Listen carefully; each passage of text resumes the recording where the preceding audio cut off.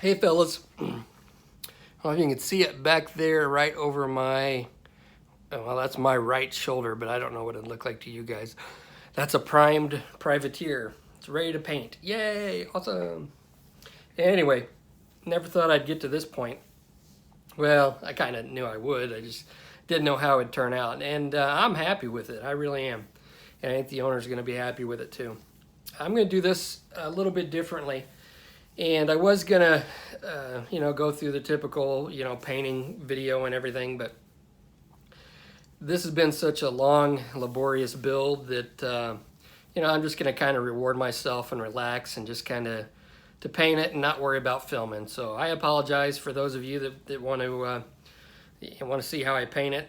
I've got a bunch of other videos on there how I paint stuff, and I'll make more videos on painting, how I paint stuff, and again, just because I'm on YouTube, there's a lot of people on YouTube that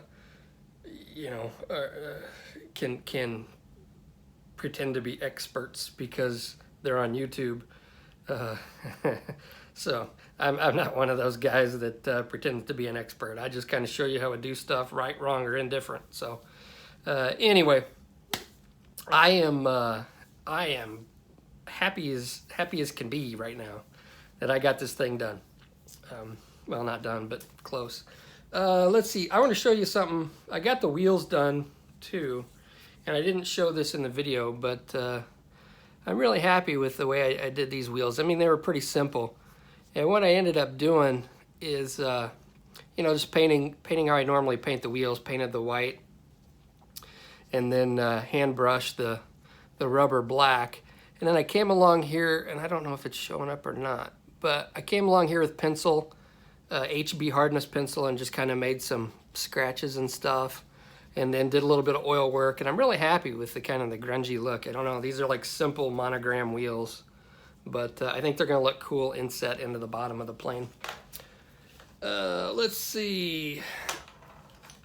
I ended up using the Monogram Propellers, and I got propellers, the resin ones from the guy that makes them, but I don't know, these, trying to get them off of the casting block or the casting material, I just wasn't happy with them. So what I ended up doing is using them to make a pattern, and I ended up shaving down because the Monogram propellers were like really wide and they were kind of like paddles.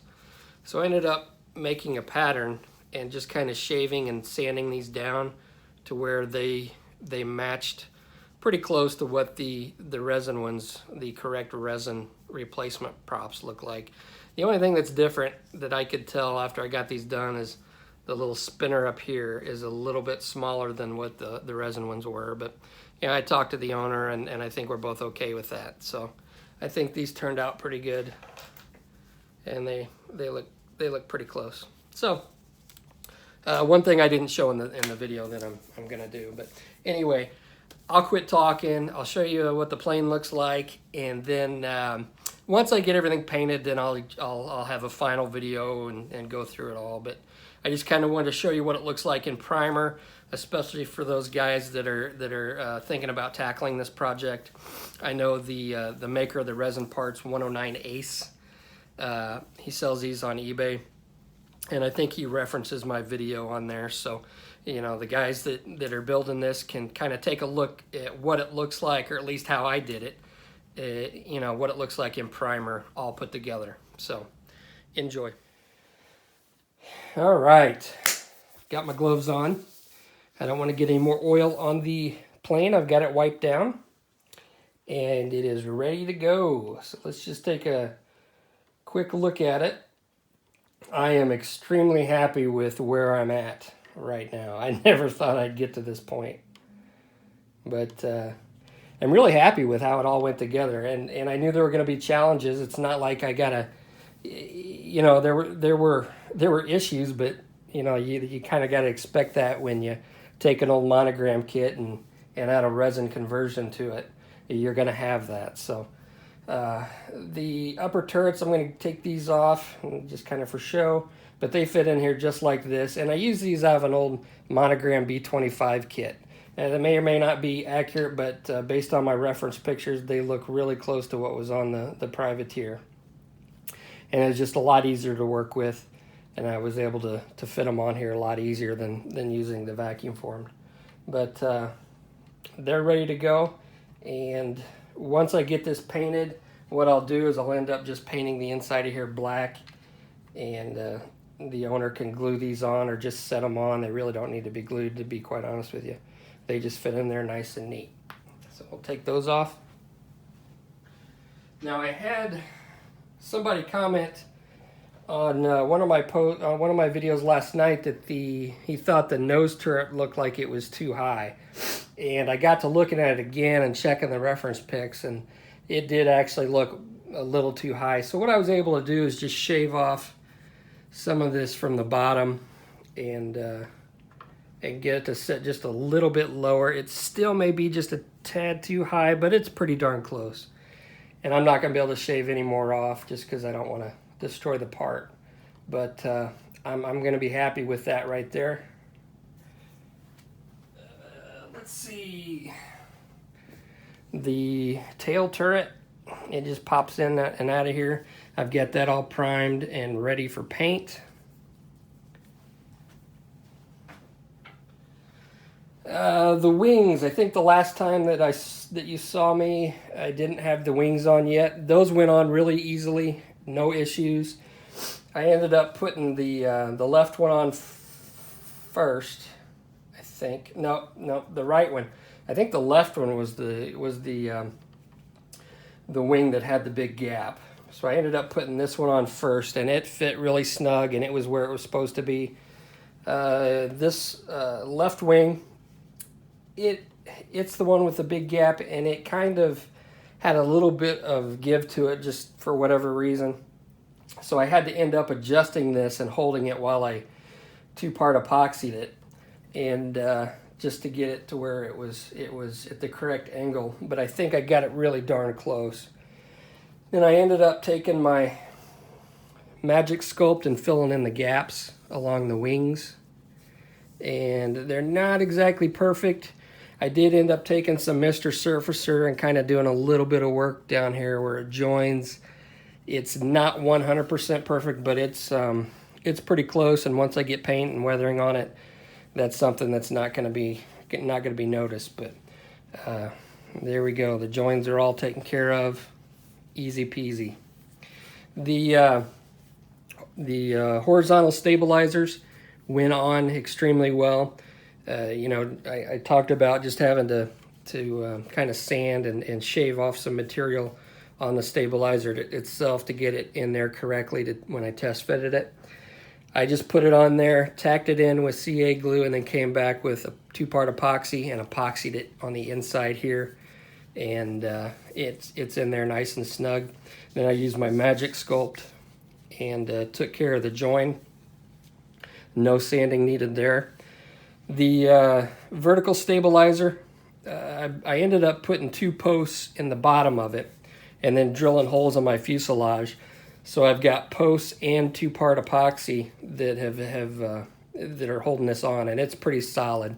I mean, I don't want to whack it, but it's on there pretty tight. And then I use my Magic Sculpt to come along here and take care of this joint as well.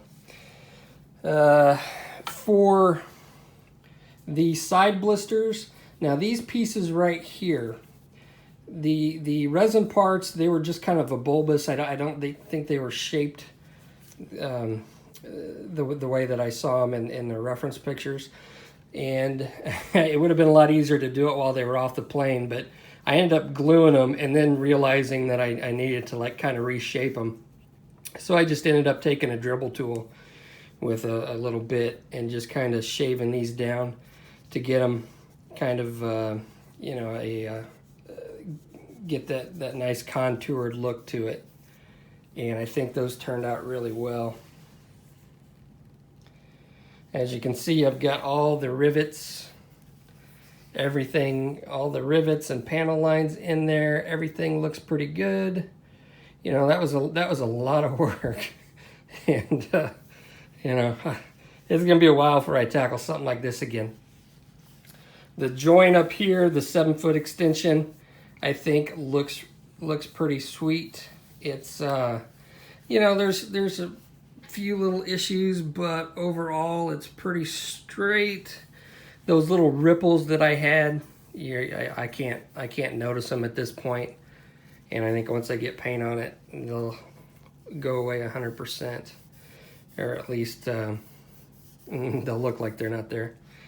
The little, I guess these are antennas. These weren't too bad. I did have to do some contouring to get these to fit on the contours of the plane. Basically, I just put, like for this piece here, I just put sandpaper on the bottom of the plane and then took this piece and rubbed it along there so that it would form to the shape of the bottom of the plane, and I kind of did that all the way around, and then just super glued those in, and those are in there pretty snug. The bottom window glass, this is a vacuum form piece, and it was kind of it was a real pain in the butt to get in.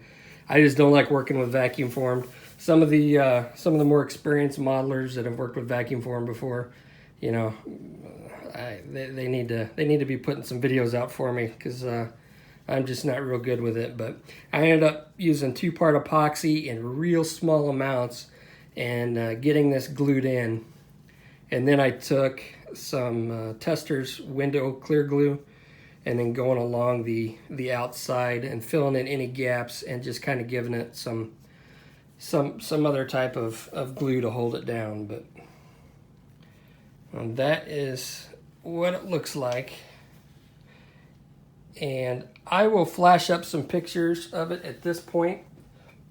And like I said, I'm going to kind of relax and reward myself and not bother videotaping how I'm going to paint it. You guys have seen me paint stuff before, but so I'm just going to kind of relax and leave it at this point, and then I'll have another video showing you what it looks like when it's all painted up. So take a look at some pictures, and thanks for watching, guys.